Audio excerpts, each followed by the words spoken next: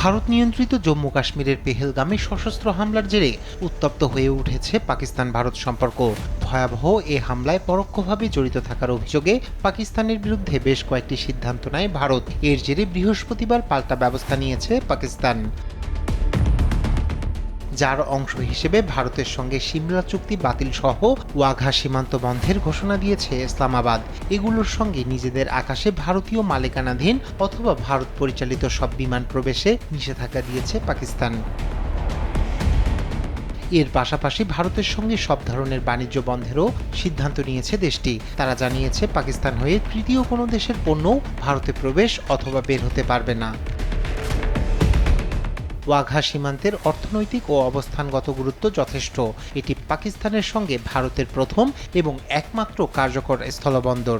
দুই দেশের মধ্যে বাণিজ্য ও যোগাযোগের জন্য এটি গুরুত্বপূর্ণ পথ হিসেবে বিবেচিত।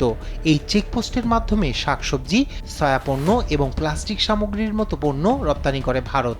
এই চেকপোস্ট বন্ধ হয়ে গেলে প্রয়োজনীয় পণ্য আমদানির উপরে প্রভাব পড়বে, যার কারণে ভারতে বাড়বে পণ্যের দাম।